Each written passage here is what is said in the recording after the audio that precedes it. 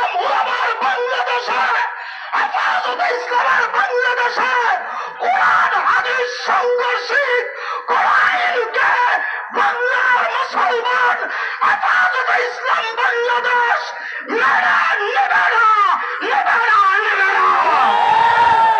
যদি হেফাজতের দাবিকে অপেক্ষা করে ফয়সালা দেওয়া হয়, পরিষ্কার ভাষায় বলতে চাই, আগামী বাংলাদেশে বিদ্রোহের আগুন জ্বলবে, ভেতরে আগুন জ্বলবে।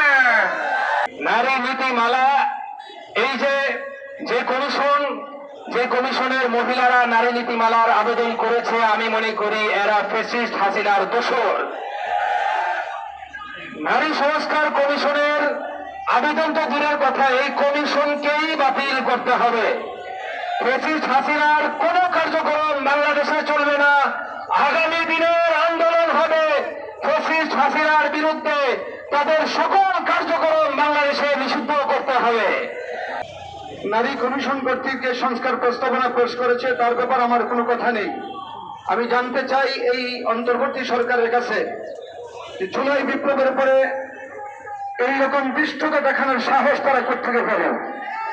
আমরা পরিষ্কার দায়িত্বহীন ভাষায় বলতে চাই যে সংস্কার প্রস্তাবনা সত্য ক্যান্সেল করবেনই।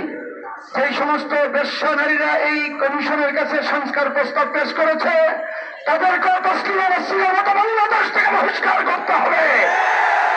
এই দাবি নিয়ে আমরা এখন বাইতুল মুকাররমে আছি, কালকে শাহরুদ্দিন উদ্যানে যাব, প্রয়োজন আমরা গণগ্রহণ পর্যন্ত যেতে প্রস্তুত আছি। সর্বশেষ কথা, ভারতের মোদী সরকার যেই গণহত্যা মুসলমানদের উপর ধারাবাহিক চালিয়ে যাচ্ছে, সরকারকে বলবো রাষ্ট্রীয়ভাবে তার প্রতিবাদ করুন। আমি আপনাদেরকে জিজ্ঞাসা করি, গজওয়ে হিন্দের যদি ডাক আসে আমরা কি রক্ত দিতে প্রস্তুত আছি? ইনশাআল্লাহ।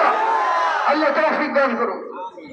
বাংলাদেশের জনগণ এই নারী নীতিমালা, নারী সংস্কার কমিশনের প্রস্তাবিত যে সমস্ত প্রস্তাবনা এসেছে, এর বিরুদ্ধে 2011 সালেই জনরায় জানিয়ে দিয়েছিল।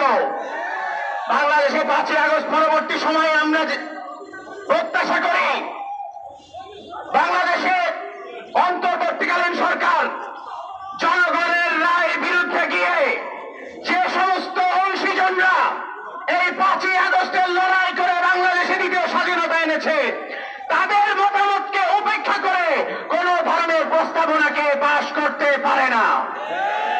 আমরা নারী সংস্কার কমিশনের কোরআন সুন্নাহ বিরোধী যে সমস্ত প্রস্তাবনা আছে, সে সমস্ত প্রস্তাবনা বাতিলের দাবি জানাই। পাশাপাশি বিগত 16 বছর হেফাজতে ইসলাম বাংলাদেশের যে সমস্ত নেতা কর্মীদের উপর মিথ্যা মামলা সহ যত প্রকার জেল জুলুম নির্যাতন হয়েছে, সকল জেল জুলুম নির্যাতন এবং মিথ্যা মামলা প্রত্যাহারের জন্য সরকারকে অবিলম্বে এই বিষয়ে উদ্যোগ গ্রহণের আবেদন জানাই।